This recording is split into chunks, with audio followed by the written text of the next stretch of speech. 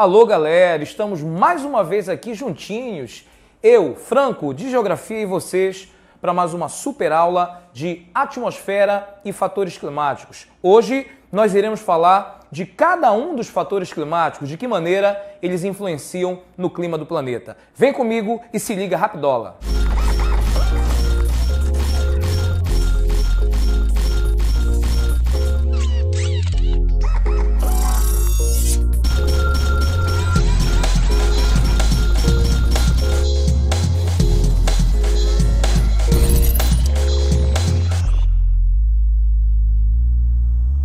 Na última aula falamos um pouquinho sobre a diferença entre clima e tempo. Hoje vamos dar uma atenção especial aos fatores climáticos, ou seja, aqueles fatores que condicionam, que alteram, que são responsáveis pelos diferentes tipos climáticos do planeta. Vamos à definição dos fatores climáticos. Os fatores climáticos são os condicionantes do clima. Franco, o que são os condicionantes do clima? São aqueles que são responsáveis por alterar, definir em cada porção ou região do planeta um determinado tipo climático. Vamos ao primeiro fator climático, de grande importância. O primeiro fator climático que iremos trabalhar hoje é chamado de latitude. Veja a definição de latitude. É a distância em graus de qualquer ponto da Terra em relação à linha do Equador. Observe a imagem do globo terrestre. A definição de latitude diz distância de qualquer ponto da superfície terrestre em relação à linha do Equador. Observe o seguinte, quanto mais distante você se encontra da linha do Equador, maior será a latitude. E observe que a latitude vai ser sempre inversamente proporcional à temperatura. Ou seja, quanto maior a latitude, menor será a temperatura.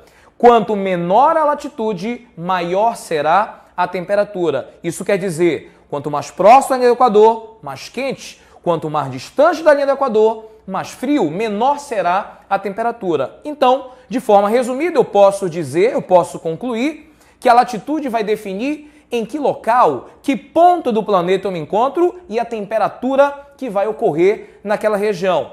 Vamos pegar uma imagem para resumir e definir a latitude. Vamos lá, se liga na imagem.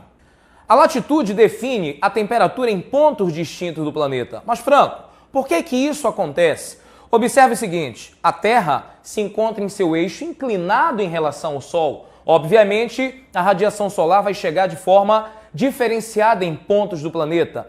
Isso gera a diferença de temperatura em regiões distintas do planeta. Na região polar, você vai encontrar uma temperatura, na região temperada, outra temperatura e, obviamente, na região tropical ou intertropical, outra temperatura. Obviamente que nessa região a radiação solar chega de forma perpendicular à superfície terrestre, por isso você encontra maiores temperaturas.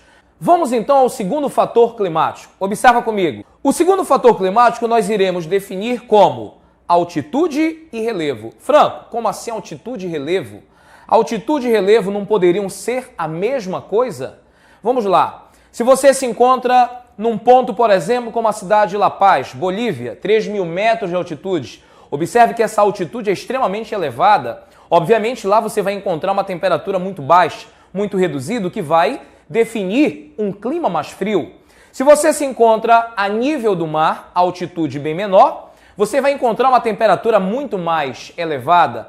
Essa diferença de altitude está relacionada à absorção da radiação solar pela superfície terrestre e, obviamente, que esse calor que vai ser irradiado pela superfície terrestre não vai conseguir atingir elevadas altitudes. Então, você vai ter aí a altitude como elemento determinante na variação e na mudança dos tipos climáticos. O relevo, por exemplo, ele pode funcionar como uma barreira natural. Imagine que você tem, por exemplo, como na imagem, observe a imagem. Observe que você tem aí muitas nuvens, massas de ar carregadas de umidade.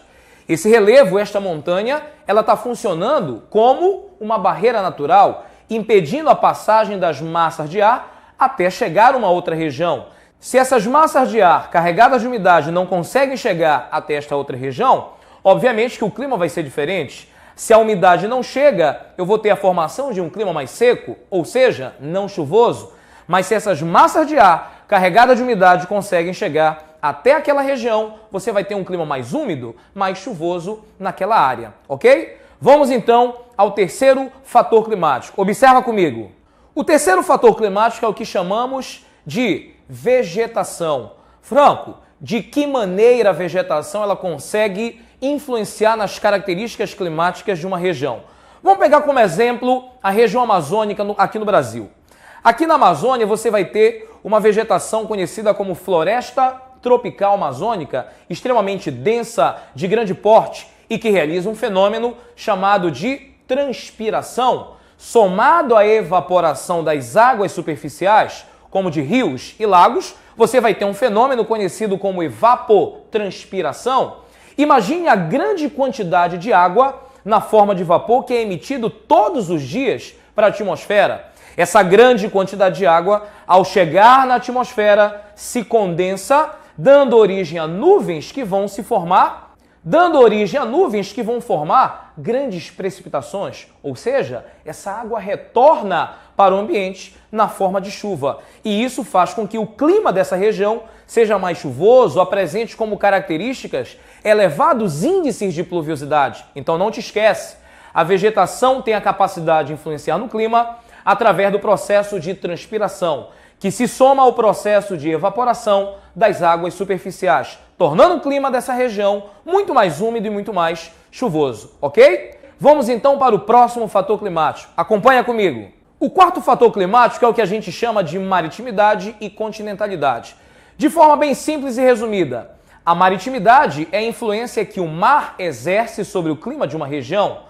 Franco, de que maneira essa maritimidade pode exercer influência no clima de uma região? Muito simples. Observa comigo. Olha para a imagem. A radiação solar, ao influenciar ou atingir as águas oceânicas, provoca uma grande evaporação, que é levada pelo vento até determinadas porções litorâneas de um território.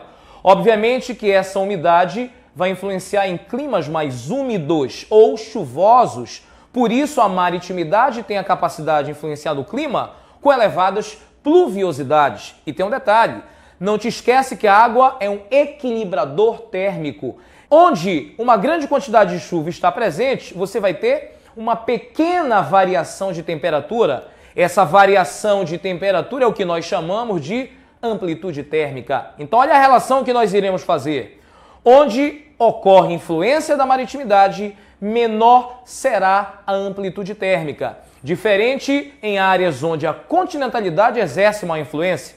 Franco, o que é a continentalidade?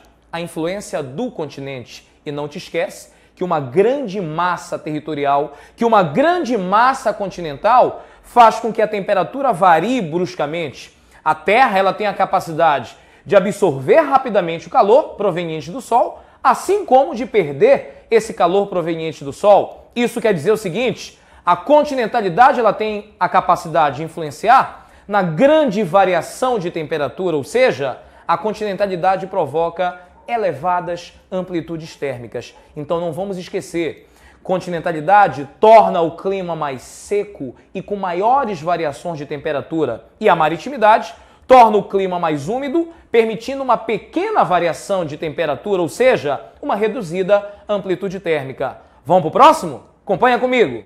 O último fator climático que iremos abordar hoje aqui são as massas de ar.